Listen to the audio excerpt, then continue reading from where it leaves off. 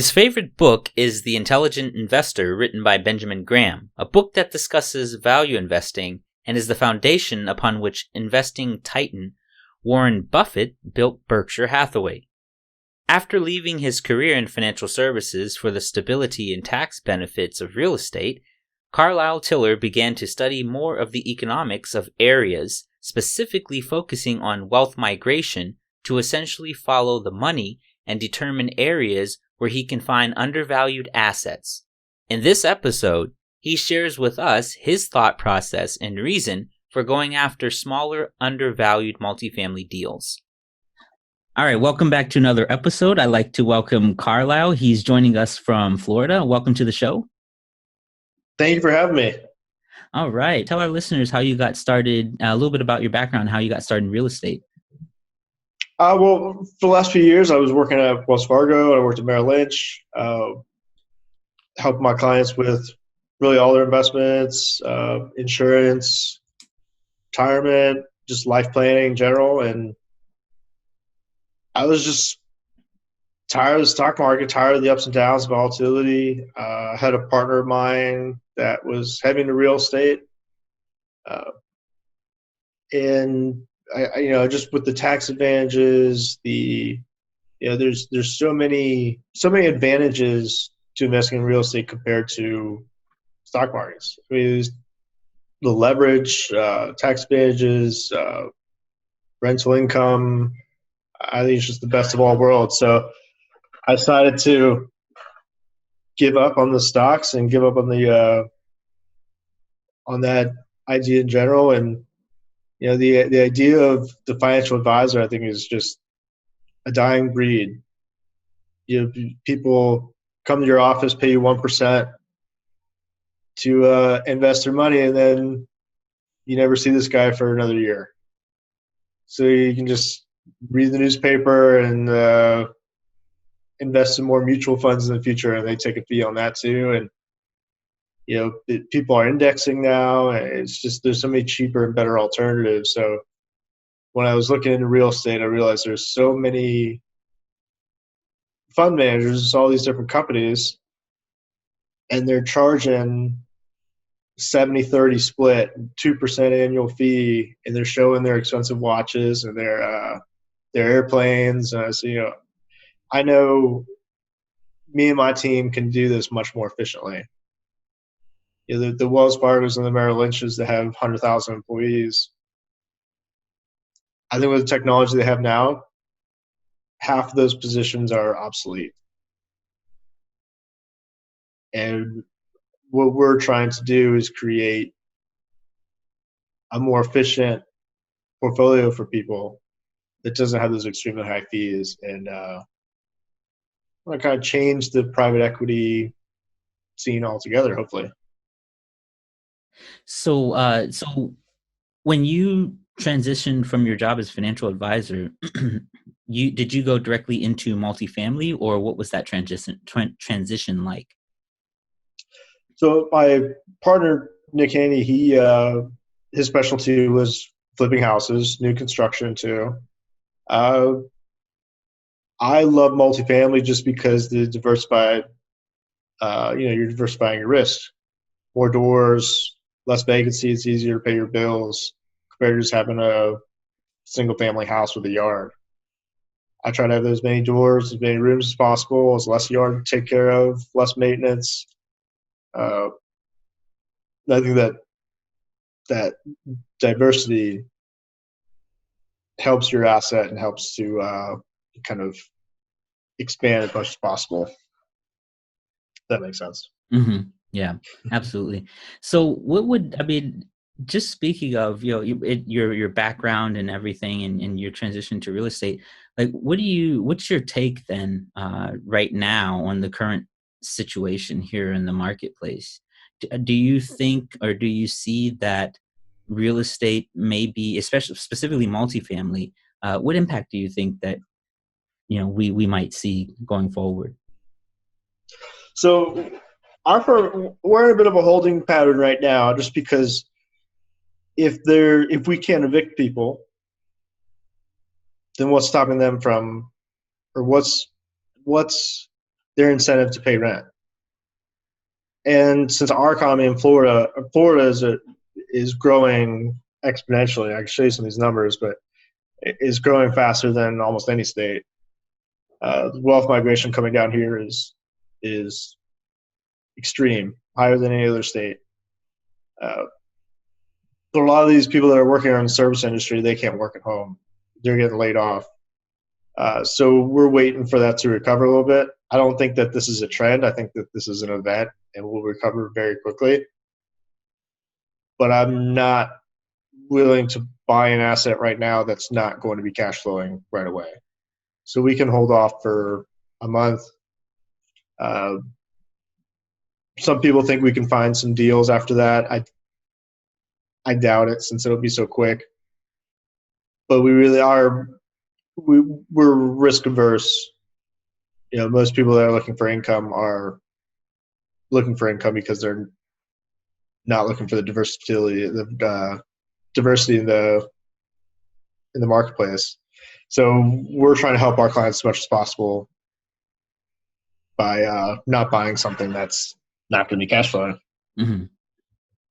Yeah, and speaking of that, I've seen some people post online, and even had some friends reach out to me and say, hey, I see this opportunity, that opportunity, and they're kind of like almost jumping at it, right? Like you said, but these assets may or may not be cash flowing, right? So let's say that if you did have a community where there was a significant portion of the residents that weren't paying for, what's the grace period? I think like 3 months right now, or no, actually it's longer than that. It's like 6 months, isn't it? Until September. I think it depends. I think it depends on either the state or the county what their grace period is. I think right now for most places in Florida, it's a month, I think. Okay. So wouldn't they still be on the hook, though, to pay that back? Let's say if, 3 months or 4 months have gone by and they didn't pay the rent during that time, they'd still have to pay that back. But the fact of the matter is most Americans don't even have enough money to cover these unexpected events, right, in their account. So how could we expect them to pay that back rent at month 4? Right. If they're budgeting to pay $1,400 a month, they're not going to be able to come back after they just got a new job and everything else is stacking up to pay an extra $300 a month for 4 or 5 months until they get back to zero. I just don't see how that would work. To me, it's not feasible for most people. So basically, it almost seems as though it would be more of a prudent thing. I mean, you can still keep your eyes open for opportunities, but perhaps not just jump at something that may come up, just still due to the level of uncertainty at the moment. Even though this is, like you said, this is an event and not a trend. But as for now, we're still not sure how long this event is going to last at this point. And that's why there's so much volatility in the stock market right now, is because there's so much uncertainty. And the uncertainty is causing us not to worry, but to slow it down a little bit and really look at what assets we're trying to buy and make sure that they're still getting cash flow. We're very analytical and data-driven. So everything that we're looking at is because the data is pointing us to that area. So the reason why we went to Florida to look at properties here is because all the data that we're looking at as far as wealth migration, population migration, job growth, infrastructure spending, CRA development, it's big in Florida. And if there's a pause in that, then we don't need to rush to acquire assets. We can take our time, make sure we're doing the right thing for our clients. It seems like if you're talking to a lot of longtime real estate developers, they'll always say that real estate's the place to be. We're always real estate all the time. It's never bad. But I just, we take a cautious approach and make sure that we're doing the right thing at all times. So we don't have any angry clients. Would it be safe to say that there actually may be even more opportunities afterwards not necessarily from the perspective of the fact that asset prices in general have come down a bit. I'm not specifically talking about real estate, but I mean, you look at the stock market, but a lot of people have taken money out of stocks. We saw the decline in bonds as well. We saw the decline in gold all happening at once a week ago. So it seems as though people are seeking to hoard cash. So as real estate investors, would it be safe to, fair enough to say that perhaps there's an opportunity to actually seek out these people, these individuals that are hoarding cash later on and raise some more money to get into real estate assets? Yeah, from chaos comes opportunity, always. So these people that are in the stock market say, great, today I've made some of my money back, and now I'm out, done, not dealing with this anymore. I've heard some people say that now would be a harder time to raise money because some of these people that were accredited aren't accredited anymore because they lost 30%. Mm-hmm. Yeah, we disagree. I think there's so many opportunities in all these people that are hoarding cash, like you said. They got to put it somewhere. No one wants to keep that money in a savings account or a safe deposit box. Yeah. So can you walk us through a little bit about what it is that you feel that your company and your group that you are doing that is very helpful for you in identifying the right opportunities and managing them? Sure. Yeah. It's just our team.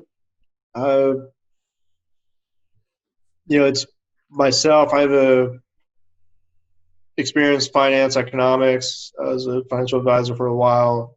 I help with the top-down analysis to figure out what specific areas we're going to be focusing on. Partner JD Davis, he's the Davis of Tiller Davis.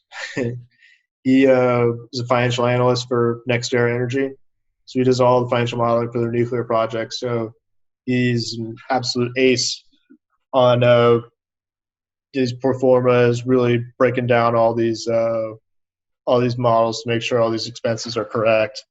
And our other partner, Nick Haney, he is a experienced real estate developer. So when we look at these properties, he knows exactly what to look for, what needs to be fixed, what needs to be repaired. So it's just, I would say, efficiency is our main focus, that we can get this done much more efficiently than anyone else. Our organization costs are zero. And then, JD Davis, I met him while studying for the CFA. So just trying to take that test on your own, it takes such a commitment, so much time. I've been locked up in the library with him until they kick us out. So we, we're hustlers trying to get it done. And then our strategy isn't just to find deals, it's to find the best deals in specific areas. So we're really segmented in where we're looking. If you look at wealth migration, I see it's over $156 billion coming to Florida. It's 3 times any other state.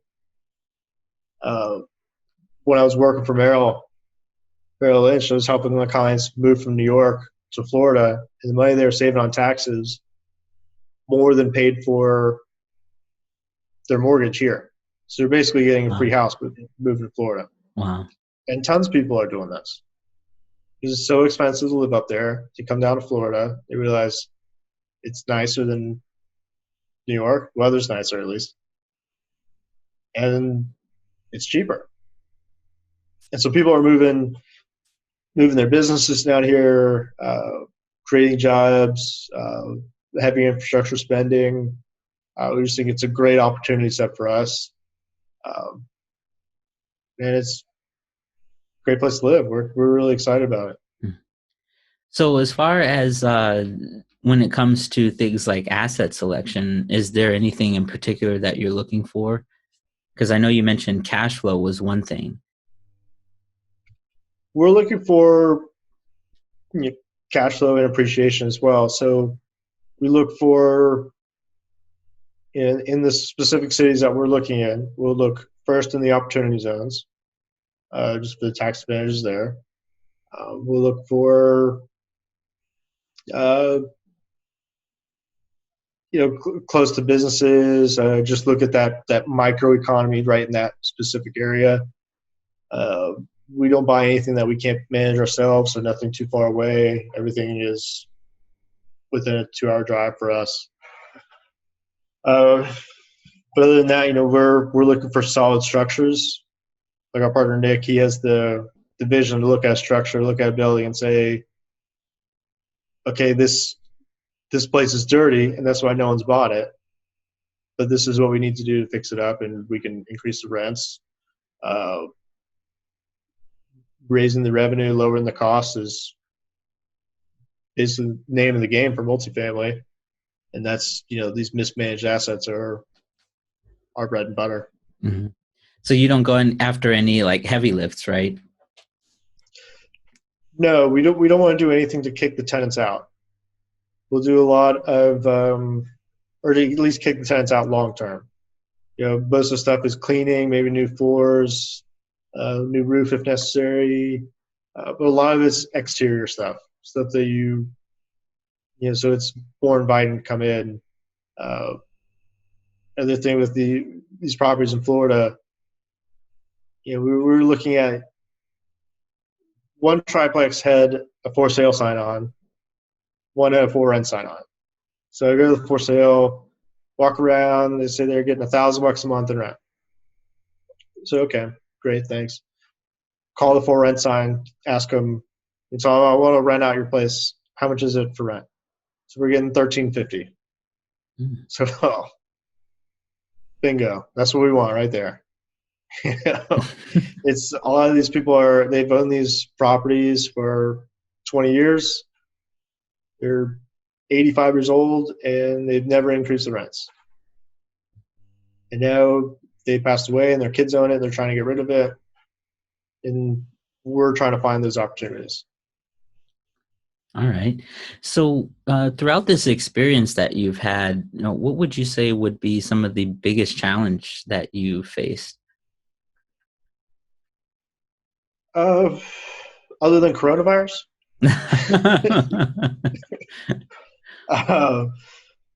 Biggest challenge, I'll say all the legal paperwork was a challenge just because I wasn't so familiar with it, but obviously we got help with that.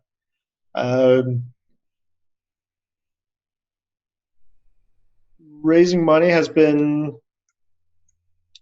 harder now at least than it was at the beginning because of people have lost so much money in the market. People that had money to invest are now unsure, but I think that's just because of the recent volatility. Once it starts to level out a little more within the next 2 weeks, it should be much easier for us. Yeah, so a lot of people just you're saying lost money in the marketplace, people that were investing with you before. So you guys, so basically you're doing these deals as JVs or kind of like the LP type typical syndication structure?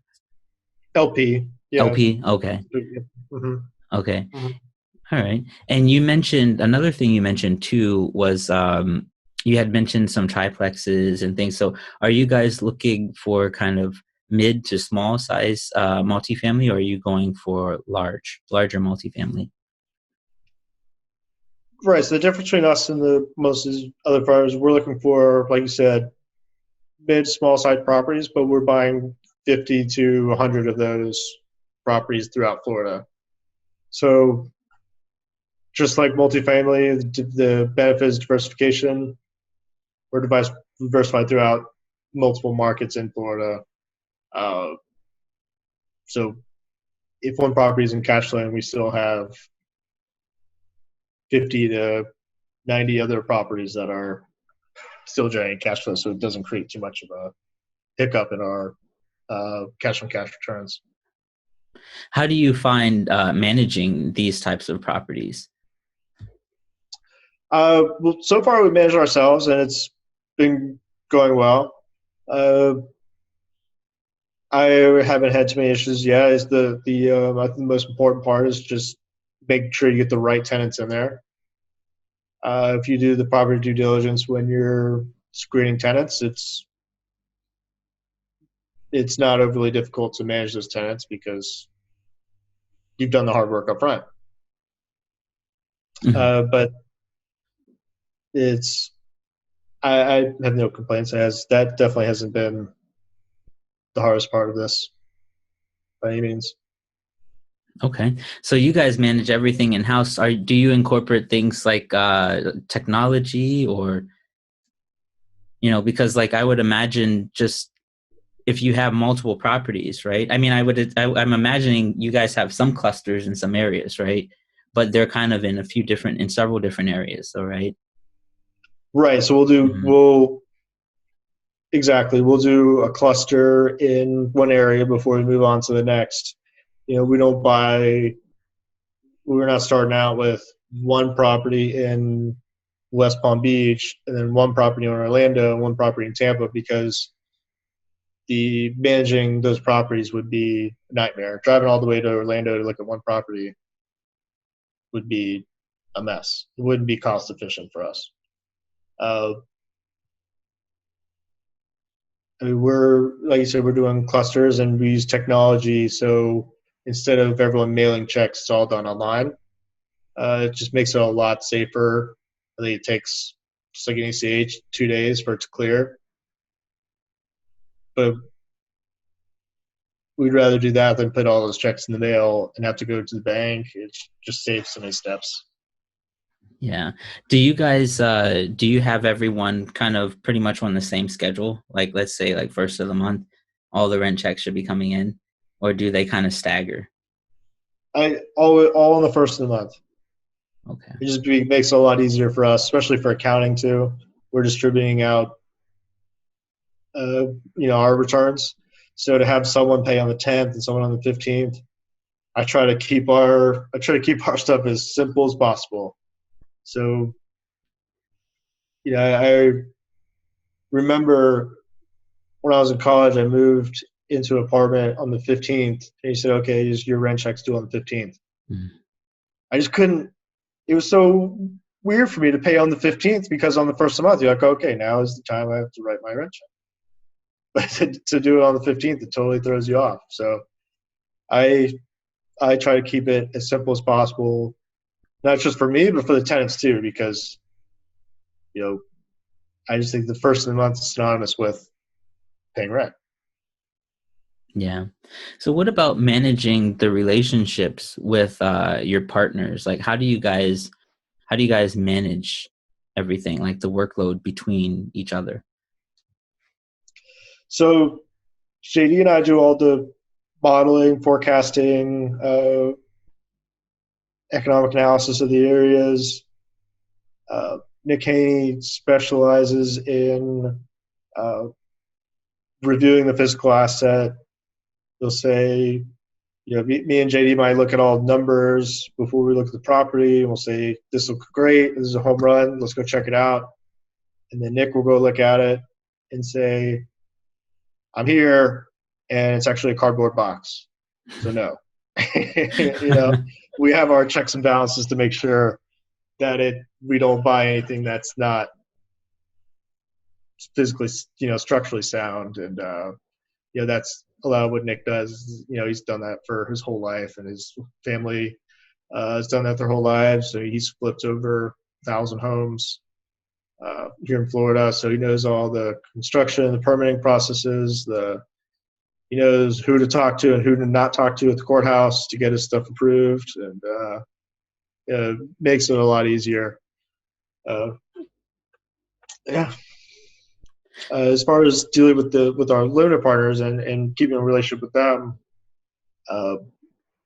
we send out balance sheet, income statement, financial statements, as well as the checks quarterly.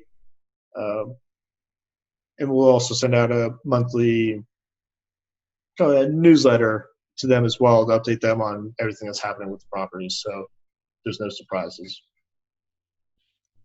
All right. So what would you say would be a key piece of advice you'd have for newer people that are looking at getting into the business? I would say find a mentor. Get some experience in it.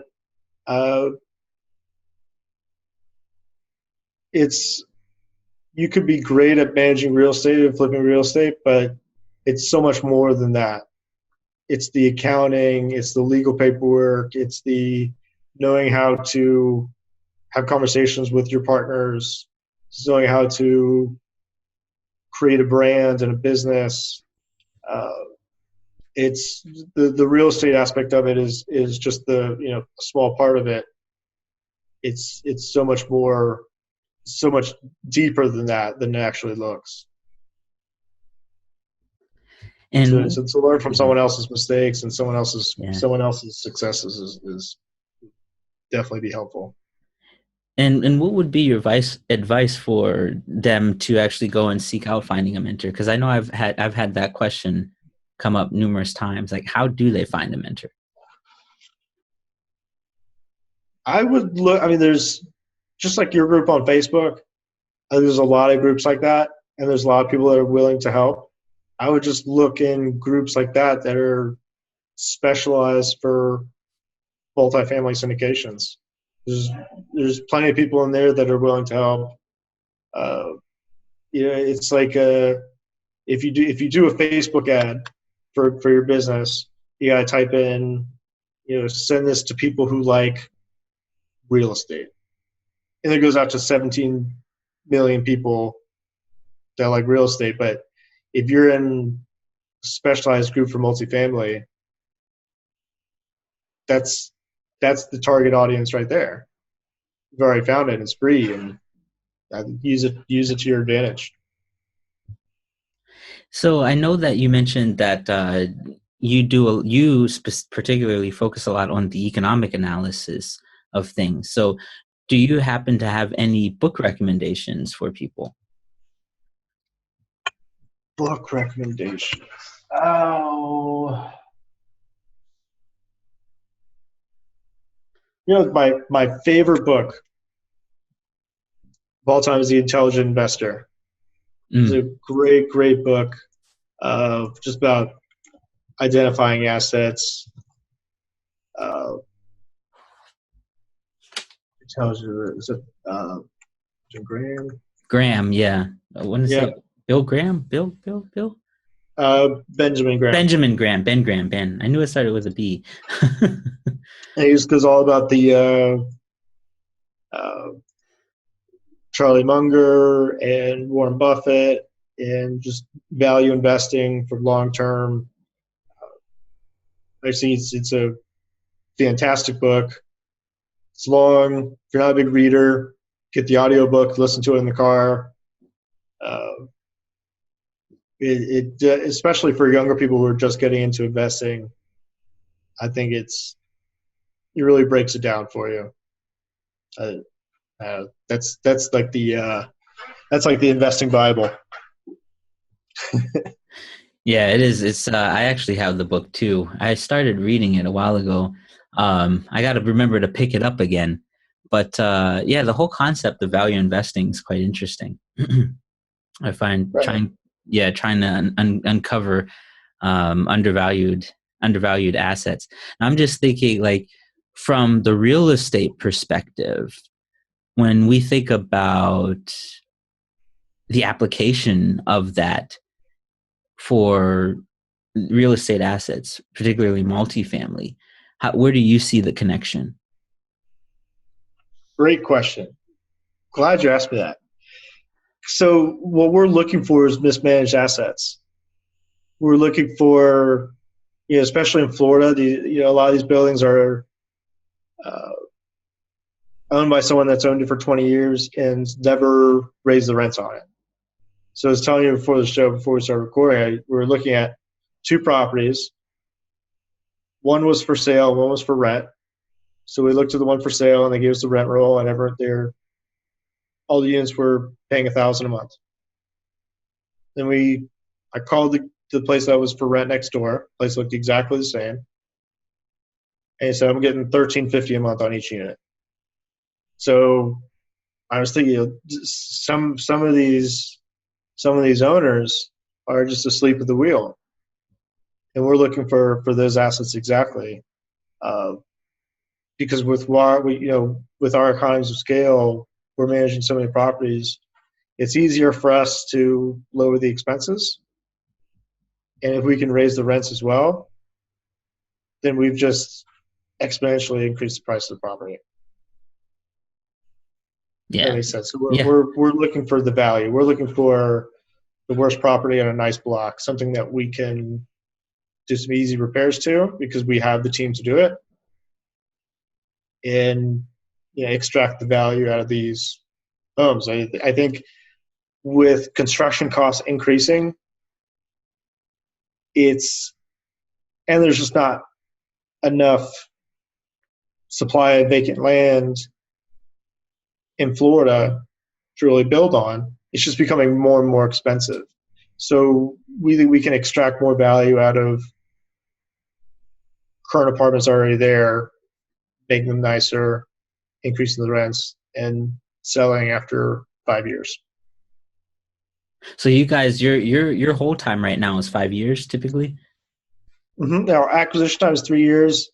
Hold time is 5 years. We have 2 optional 1-year extensions. With Florida, if we're not going to sell at exactly year 5 if a hurricane is coming, or if coronavirus is here. We put those 1-year extensions in there just in case, and also, for us to realize those opportunity tax incentives, we have to hold for at least 5 years. So in that case, we would hold on to the asset for, we would put it on the market after 5 years. So we had that 1-year extension in there just in case. Yeah. And another thought that actually came to mind, when you go to sell these assets, do you typically sell them off individually or do you package them? Individually. Because we're in multiple markets anyway, so we have the time. We don't need to sell it at a discount as a package. We're selling, to the highest bidder. We think we can get that highest bidder selling individually at this time. Mm-hmm. Okay. So how can our listeners get a hold of you if they wanted to reach out to you? I have multiple ways. We have Instagram at Tiller Davis Capital Management, Facebook. You can find us at Tiller Davis Capital Management. It's TILLER Davis DAVIS Capital Management. You can send me an email, carlyle.tiller@tillerdavis.com. So it's CARLYLE.TILLER @tillerdavis.com. Or you can call me. Phone number is 561-236-3691. All right. Well, thank you so much, Carlyle, for joining us today. I really appreciate your time. Thank you. I really appreciate this time as well. And I hope you get back to the States soon. Me too.